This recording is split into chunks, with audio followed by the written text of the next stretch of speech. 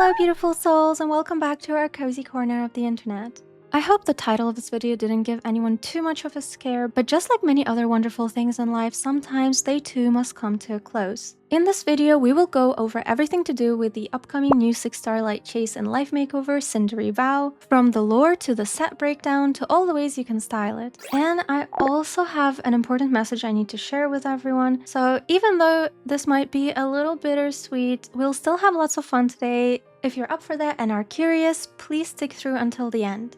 Since there is no direct reaction to the videos today and will be more so focused on the analysis, I will leave the links to all the videos down below so you can enjoy them at their fullest without any commentary. Also, I cannot share it here due to copyright issues, but please listen to the song, it's so hauntingly beautiful. Link in the description. In order to understand and fully appreciate the deep and very intentionally meaningful message in this video, it is probably best to start off with the story of Corpse Bride as we know it. If you've seen the animated movie before, you kind of already have an inkling on what it's about, but as a quick recap for all of us, there's a young man by the name of Victor who keeps to himself and is essentially in an arranged marriage to another woman. She's very kind, comes from a good but struggling family.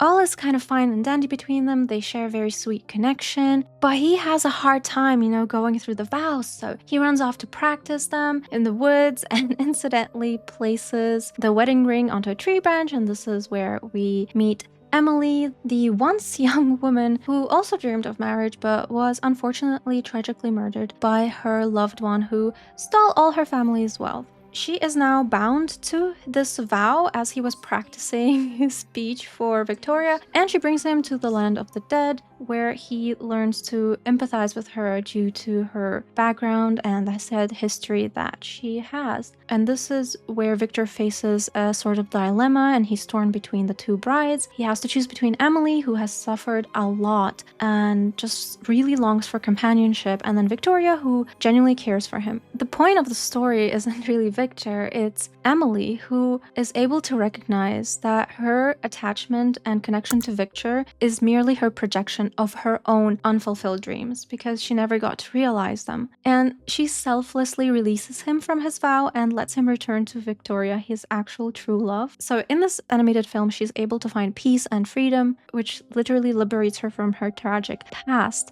And it comes as no surprise that this is where Life Makeover would draw their inspiration from. We have a similar hauntingly beautiful tale of this gothic bride, and the story is also tinged in this darkness. In this short video, you can already really feel how the story is trying to portray the ideology of commitment, sacrifice, and this battle between freedom and fate.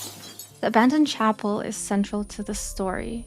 It's both this emotional and physical space for the bride. A lot of the times, if you've read a lot of Gothic literature, attics symbolize confinement and hidden secrets and so on. Basically, a place where past memories stay. And in the case of Life Maker's video, it is really no different. The bride is bound by a promise, a vow made out of love, yet it just feels like something's weighing her down. It is almost suffocating to a point. So I'm guessing this abandoned chapel resembling an attic also serves a very similar purpose. The setting here with all the empty frames reflect a struggle many of us face. It's that feeling of being tied to something or even someone out of duty, out of loyalty, or even love. And we continue to feel bound by it, even when that connection becomes a burden and hinders ourselves from becoming truly who we are meant to be. So whether it's a promise we've made to ourselves or to someone else, there's this weight that comes with trying to honor it, especially when circumstances change. You might feel forced to honor this promise that you made, but when the situation becomes so drastically different, that vow, it becomes nothing more than holding yourself back. So this story reminds us of those moments when we feel stuck, with no way of moving forward, and everything starts feeling a little helpless. You can really tell from the short animation that the bride's vows became literal chains that bound her to this lonely place that she finds herself in now. Much like how in real life we sometimes hold onto past promises or memories that no longer really serve us, but for some reason we're still unable to let go. And then we tend to bottle up and keep those emotions locked away, tucked into the corners of our minds out of sight, out of mind, as they say. But as the story unfolds, we also see the bride go through a transformation. There's a reason there's flames on her dress, and this symbolizes a journey of rebirth. I think opting to have that choice of making her gown shift between short and long versions actually adds a very powerful visual element to this theme of transformation, and it really showcases that she is undergoing one. It's almost like she is burning away her past self and shedding the chains of her vow, and she's finally able to emerge anew, just like how a phoenix would rise out of the ashes. And I feel like it speaks to our everyday, real-world process of letting go and reinventing yourself. Sometimes we need to face the fire, so the pain and the challenges that come with change, to be able to truly grow and let go. So the bride's willingness to be encased in these flames shows a strength that is very empowering, and hopefully for many can highlight the beauty of embracing transformation, even if it feels like everything around us is crumbling down. I feel like the culmination of this video and the poignant line is the declaration of "I don't have to say I do." And this moment captures a turning point in the story. What starts off as someone who is bound by their vow turns into the source of confidence, allowing the main character to break free. It is all part of reclaiming her autonomy, her freedom. So in face of these situations in the real world, I feel like we also need to remember that you don't have to feel obligated to stay loyal to something out of habit, out of fear or love, especially when it no longer aligns with who you have become as a person. So the bride's choice to reject this vow mirrors the courage it takes to walk away from a life or commitment that no longer feels right. It's about choosing self-love over duty and confinement, which I feel like is a very important message to deliver here, and I think they've done it very beautifully. So if you were to take anything from the lore in this event, it is to really look inwards and ask yourself, what promises or memories are you holding on to that no longer serve you? And are you brave enough to let them burn away, making room for a new beginning? Those are the questions that only you can answer. And before we move on to the 5-star set, I actually want to highlight this event that Life Makeover did really goes to show that they are going out of the way to speak up for women's rights, to make women's voices heard. It's not just a silly little game. It's a game aimed at women, not necessarily that has to be only played by women, but it is aimed at women and is actively and openly trying to address very important issues and tear off the labels of certain stereotypes that really have become so outdated. They could have just written a few lines, really. They could have just posted a statement like, hey, if you find yourself in this situation, be sure to, reflect and try to come out the other side. But they didn't. They went above and beyond. They created this event with the beautiful dress. I mean, I bet many people would actually love to own this dress in real life. But regardless, the message behind the event was that everyone has the right to freely choose their path. And it's not about being able to love your family, to support a husband, raise children, or anything of that sort. What is important at the end of the day is that this is a choice that a woman consciously makes, and it comes from her heart. It is not something that she is forced into by any societal norms or traditions. So they are trying to let us know that no matter what road a woman chooses, as long as it doesn't violate any law or moral compass, no one should criticize or try to correct her. And that's such a beautiful message to share with everyone. The fact that Life Makeover is openly targeting their female audience, all while continuously supporting and caring for women, is such a touching nuance, and this is why I love this game to my very core. And again, it was smart of them not to just, write a slogan and leave it at that. And some people might say, oh, I don't really like these type of staged videos. But this video did not feel uncomfortable at all. It felt very genuine. And that's what truly matters. So if you have the time, definitely watch each of these videos. They are all going to be linked down in the description. There's also a hauntingly beautiful song to go with it. You do not want to miss it. I've been listening to it on repeat. It definitely has deep lyrics. But even if you don't understand what is being said, just from the voice alone and the melody, it is already enough for you to understand the emotions behind the song. So I just had to put that in there because what other dress-up gaming company is doing this? Let's start off with her bandaged appearance. It looks truly haunting and ghostly, and it gives us the impression that this is a bride from beyond. The bandages wrap around the mannequin puppet figure. It further shows that she is trapped. She's very fragile and barely holding herself together because look at all of the pieces chipping away from her. How frail and shredded everything looks. Ooh. It makes me a little bit sad seeing it, but let's not dwell on that too much and take a look at the stunning ribcage design. I love the crystal-like shards and the fact that it is actually hollow and see-through.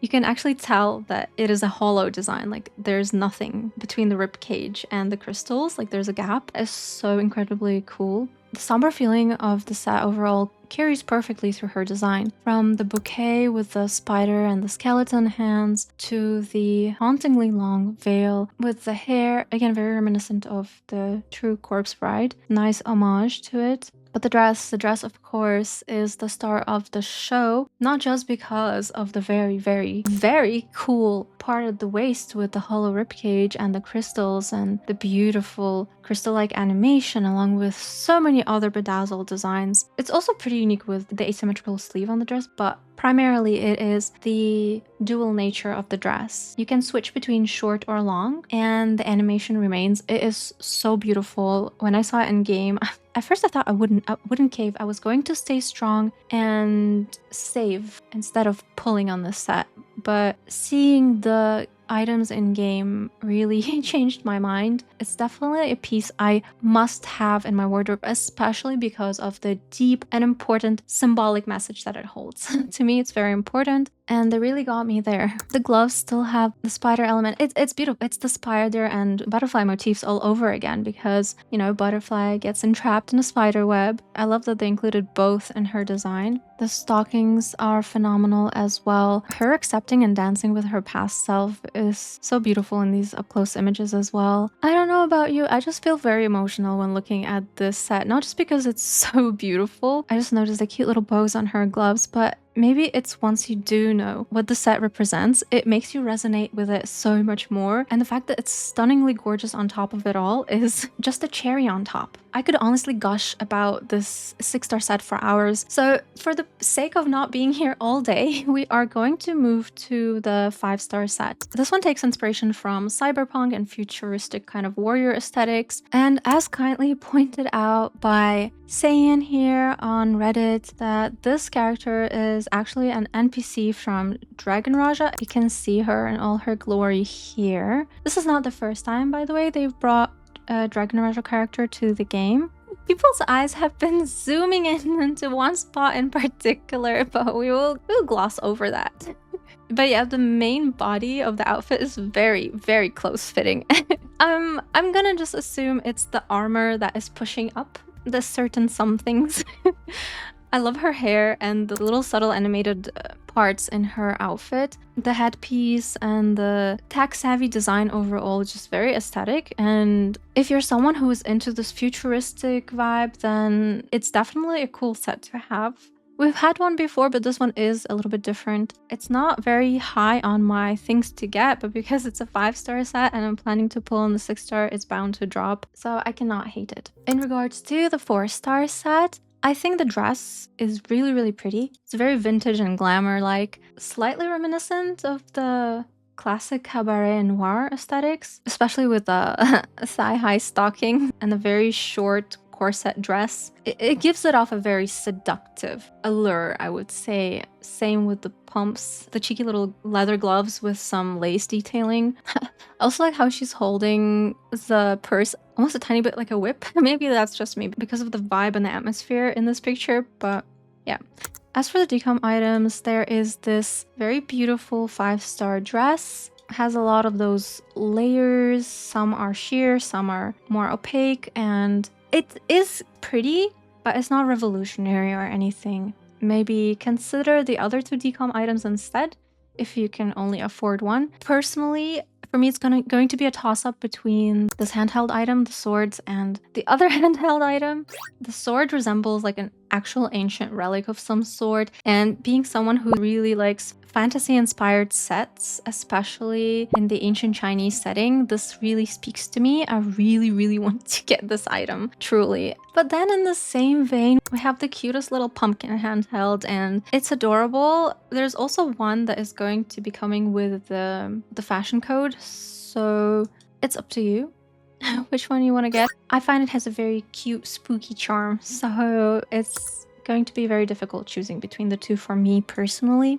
We also have Larry's SSR ally card, Kiss of Death. It seems in the story he's going to be keeping some kind of secret for her because he says, "Death's kiss. I pledge to keep the secret for you with my life." I see you, Larry.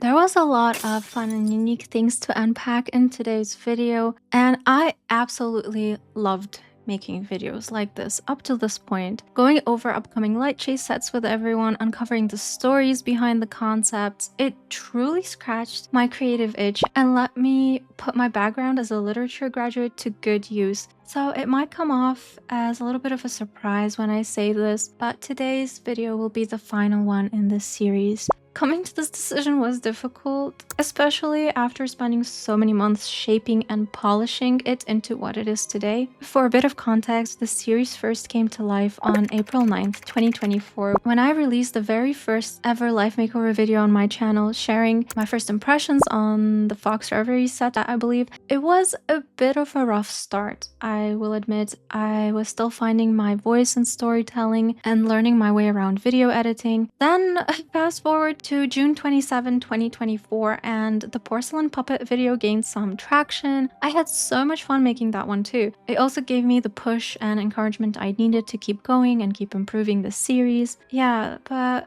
that being said, the videos in this series haven't been performing as well lately, and I'm starting to feel it might not be what you all are most excited to see, and that is completely okay. As a creator, I always want to find that balance between sharing my passion and making content that brings you joy also. A lot of research, love, and care go into each video, but if they are not resonating, I would rather focus on other ideas that can bring us together. So I've decided to step back from making these lore-focused videos, for the time being at least. I hope my reason is clear, and I want each of you to know how much I appreciate and love this community. You truly mean the world to me. It has been interesting to see more creators explore content in this style and get the players hyped on upcoming sets, but ultimately I'm just glad to see the fan base of the game connecting with the beautiful stories behind the beautiful sets. Knowing that these videos have inspired others only makes me want to keep making content that brings joy to you all, and I promised myself I wouldn't get too emotional, but just give me a moment, please.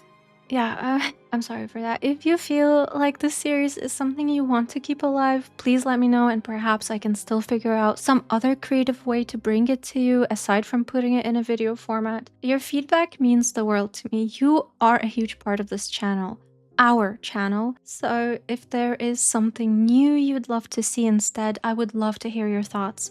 Whether or not this is our last lore breakdown video, I want each of you to know once again how deeply grateful I am for your support. You are my inspiration, and I'm endlessly thankful to have you all here in our cozy little community. So please stay sweet, and I'll see you in the next video. Bye bye.